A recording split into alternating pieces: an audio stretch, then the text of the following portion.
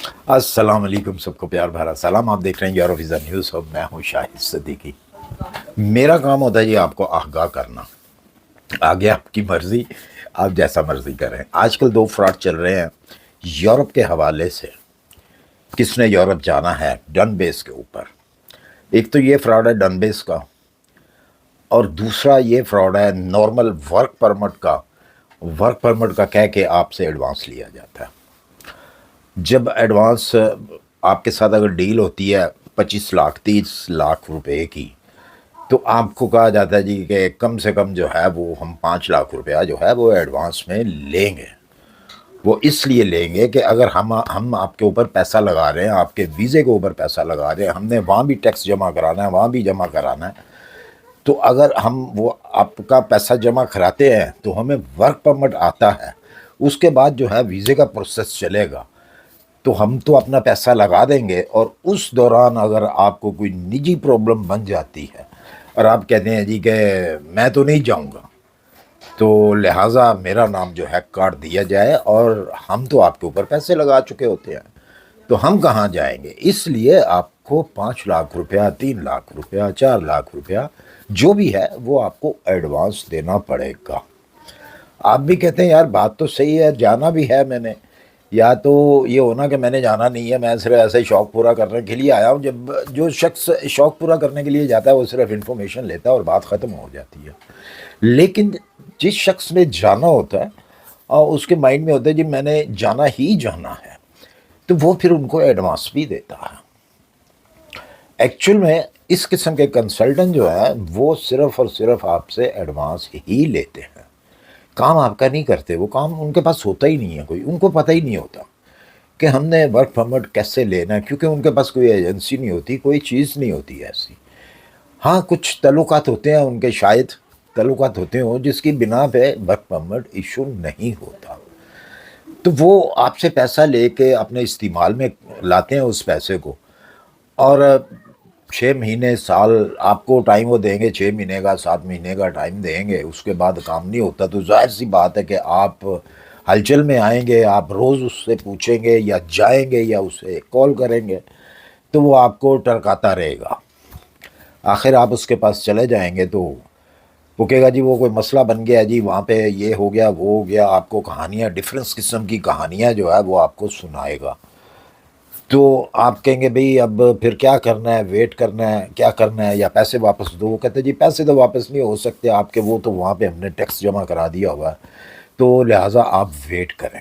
وہ کرتے کرتے آپ کو 1 سال سے اوپر بھی عرصہ گزر جاتا ہے، لیکن آپ تنگ آتے ہیں، پھر لوگوں کو بیچ میں ڈالتے ہیں، اس کو کیا اس کو کیا، تو پھر وہ آخر میں آگے آپ کو کہتے ہیں جی اچھا ایسا کرتے ہیں کہ چلیں اس کنٹری کا تو نہیں ہو رہا۔ اب وہ ساری پرانی باتیں جو ہیں آپ بھی بھول جاتے ہیں، اور وہ بھی بھولتا تو وہ نہیں ہے، لیکن اس کے اندر ایک خانے کے اندر، مائنڈ کے خانے کے اندر چیز ہوتی ہے کہ میں نے ان کو کہا ہوا ہے کہ جی آپ کے پیسے تو میں نے وہاں پہ ایڈجسٹ کر دیے ہوئے ہیں، لیکن وہ آپ کو، آپ کے مائنڈ کو چینج کر دیتا ہے وہ شخص۔ آپ کو کہتا ہے جی میں کسی اور کنٹری کا کر دیتا ہوں، اس کنٹری کا تو نہیں ہو رہا، تو آپ وہی کہتے ہیں یار چلیں اگر کسی اور کنٹری کا فلاں آپ کو بتائے گا، وہ بڑی اچھی کنٹری جس کے اوپر آپ کا دل جو ہے مطمئن ہوگا، آپ کہیں گے جی اوکے ٹھیک ہے یہ بات آپ کی، وہاں کا کرتے ہیں، تو وہاں کا بھی وہ اسی طرح ہی کرتا ہے۔ آخر میں آگے کیا ہوتا ہے کہ کوئی ایسا شخص بیچ میں ڈالا جاتا ہے، یہ لوگ ڈالتے ہیں بیچ میں، کہ وہ آپ کے پاس آتا ہے جب آپ زیادہ تنگ کرنا اس کو شروع کر دیتے ہیں، تو یا تو وہ بھاگ جائے گا وہیں سے، وہ علاقہ ہی چھوڑ جائے گا، تو یا پھر آپ کے ساتھ ایک آدمی بیچ میں ڈیل کرنے والا وہ ڈالے گا۔ وہ آپ کو کہے گا جی آپ نے کتنا پیسہ دیا ہوا؟ آپ کہیں گے جی 5 لاکھ دیا ہوا، تو وہ آپ سے کہے گا یار ایسا کرتے ہیں کہ اس آدمی نے جو ہے وہ پیسہ تو میں اس سے نکلوا لوں گا، لیکن یہ ہے کہ وہ پورا 5 لاکھ نہیں دے گا، وہاں سے آپ کو تقریباً وہ 50% پہ لائے گا وہ بندہ، شاید، یا اس سے بھی کم۔ 5 لاکھ دیا تو ہو سکتا ہے کہ لاکھ سوا لاکھ کے اوپر وہ آدمی آپ کو لے کے آئے گا۔ آپ کو 2 سال 1.5 سال کا عرصہ گزر گیا تو آپ کہیں گے چلیں یار ضائع ہونا تھا پیسہ ہو گیا، تو یہی لو، تو آپ اس پہ راضی ہو جاتے ہیں۔ ایک تو ہے یہ فراڈ، اور دوسرا ڈن بیس والا جو فراڈ ہے وہ تو بڑا ہی زبردست فراڈ ہے ان کا، کیونکہ یہ ان لوگوں نے پی ایچ ڈی کی ہوتی ہے جھوٹ کے اندر، فراڈ کے اندر. یہ آپ کو اس طریقے سے اپنے جال میں پھنساتے ہیں کہ آپ کو راتوں رات جناب یہ آپ کو بنگلے بھی لے دیتے ہیں اور آپ کو گاڑیاں بھی لے دیتے ہیں، بہترین نوکری آپ کو جاب بھی لے دیتے ہیں، سب کچھ لے کے دیتے ہیں، ویزا بھی آپ کو اچھی کنٹری کا لے کے دیتے ہیں. اور حالانکہ حقیقت میں ان لوگوں نے کبھی ایروپلین میں بیٹھ کے نہیں دیکھا ہوتا کہ ایروپلین اندر سے کیسے ہوتا ہے اور ٹیک آف کیسے کرتا ہے اور لینڈنگ اس کی کیسے ہوتی ہے. اس قسم کے بھی ایجنٹ ہیں پاکستان کے اندر. تو وہ آپ کو ڈن بیس کا جھانسا دیتے ہیں اور کہتے ہیں جی پیسہ تو دینا ہی آپ نے بعد میں ہے، ایک پیسہ بھی جو ہے آپ نے کیش نہیں دینا، ہم آپ کے بچے کو جو ہے جناب یورپ کی فلاں کنٹری کے اندر جو ہے ہم بھیج دیں گے، جرمنی بھیج دیں گے، فرانس بھیج دیں گے، نیدرلینڈ، ڈنمارک وغیرہ ادھر ادھر جہاں آپ کہتے ہیں بھیج دیں گے. پیسے آپ نے وہاں پہنچ کے دینے ہیں. کئی تو اتنا بھی کہہ دیتے ہیں جی آپ جب یہ آپ کا بچہ کام پہ کھڑا ہو جائے گا اس کے مہینہ بعد آپ نے پیسے دے دینے ہیں. مطلب ان کا یہ ہوتا ہے کہ آپ کے مائنڈ کو اس نے مطمئن کرنا ہے کہ آپ ہاں کریں، اور جیسے ہی آپ ہاں کرتے ہیں تو جناب وہ آہستہ آہستہ پھر آپ سے پاسپورٹ لے لیتا ہے، آپ سے وہ فوٹوگراف لیتا ہے، آپ سے وہ کئی جگہوں کے اوپر سائن کرواتا ہے، فارم پر کرتا ہے آپ کے سامنے وہ. تو اس کے بعد وہ آہستہ آہستہ کچھ دن گزرتے ہیں تو وہ پھر آتا ہے آپ کے پاس جی وہ تھوڑے سے پیسے چاہیے کیونکہ آپ کی ڈیل ہوئی ہے اس کے پاس 30 لاکھ 35 لاکھ کی جو بھی آپ کی ڈیل ہوئی ہے اس کے ساتھ، تو وہ آپ سے تو پیسے مانگے گا جی. وہ کاغذ وغیرہ جمع کرانے تھے تو اس ٹائم میرے ساتھ کوئی مسئلہ ہے، تو آپ نے تو جو ڈیل کی ہوئی ہے ہم نے 35 لاکھ 40 لاکھ 30 لاکھ کی، اس میں سے مجھے جو ہے وہ 4-5 لاکھ روپے چاہیے تاکہ میں آپ کا کام جو ہے وہ جلدی سے ہو جائے ورنہ ڈیلے ہو جائے گا.